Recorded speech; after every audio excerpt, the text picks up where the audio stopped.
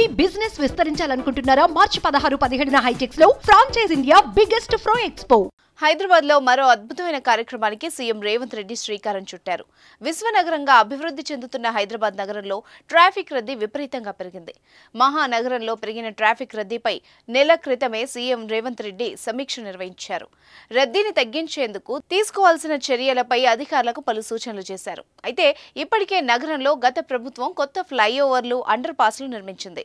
తాజాగా మరో ప్రతిష్టాత్మక నిర్మాణానికి రేవంత్ సర్కార్ సిద్ధమైంది.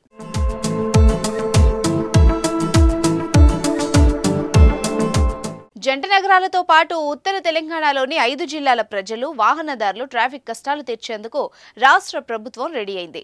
జాతీయ రహదారి NH-44 పై 1580 కోట్ల వ్యయంతో చేపట్టనున్న 5.320 కిలోమీటర్ల డబుల్ డెక్కర్ కారిడార్ నిర్మాణానికి సీఎం రేవంత్ రెడ్డి కండ్లకోయ వద్ద శంకుస్థాపన చేయనున్నారు.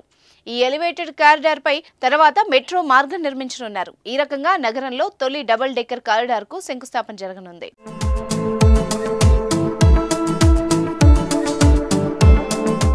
NH-44 పై సికింద్రాబాద్ లోని పారడైజ్ జంక్షన్ నుంచి మొదలై తాడ్బండ్ జంక్షన్, బోయినపల్లి జంక్షన్ మీదుగా డైరీ ఫార్మ్ రోడ్డు వరకు ఈ ఎలివేటెడ్ కారిడార్ నిర్మించనున్నారు. ఈ మొత్తం కారిడార్ పొడవు 5.320 కిలోమీటర్లు. ఇందులో ఎలివేటెడ్ కారిడార్ 4.650 కిలోమీటర్లు ఉంటుంది. అండర్ గ్రౌండ్ టన్నెల్ 0.600 కిలోమీటర్లు ఉంటుంది. మొత్తం 131 పిల్లర్స్ ఉంటాయి. మొత్తం 6 వరుసల్లో ఎలివేటెడ్ కారిడార్ నిర్మిస్తారు. ఎలివేటెడ్ కారిడార్ పైకి రాకపోకలు సాగించేందుకు వీలుగా బోయినపల్లి జంక్షన్ సమీపంలో ఇరువైపులా 2 చోట్ల ర్యాంపులు నిర్మిస్తారు. ఇది పూర్తయిన తర్వాత ఈ ఎలివేటెడ్ కారిడార్ పై మెట్రో మార్గం నిర్మించనున్నారు. ఫలితంగా ఆ మార్గంలో ప్రయాణం మరింత క్షేమంగా, వేగంగా, సుఖవంతంగా సాగనుంది.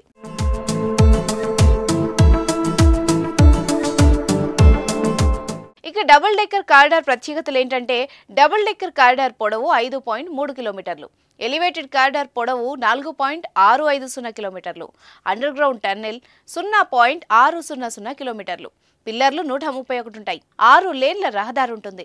రెండవ దశలో మెట్రో రైలు మార్గం ఉంటుంది. 1580 కోట్ల అంచనా వ్యయంతో నిర్మాణం చేపట్టనున్నారు. దీంతో జాతీయ రహదారి 44 మార్గానికి మహర్దశ పట్టనుంది. సికింద్రాబాద్ ట్రాఫిక్ ఇబ్బందులు తొలగిపోతాయి. హైదరాబాద్ నుంచి మేడ్చల్, మెదక్, కామారెడ్డి, నిజామాబాద్, నిర్మల్, ఆదిలాబాద్ జిల్లాలకు మెరుగైన రవాణా సదుపాయం ఏర్పడనుంది.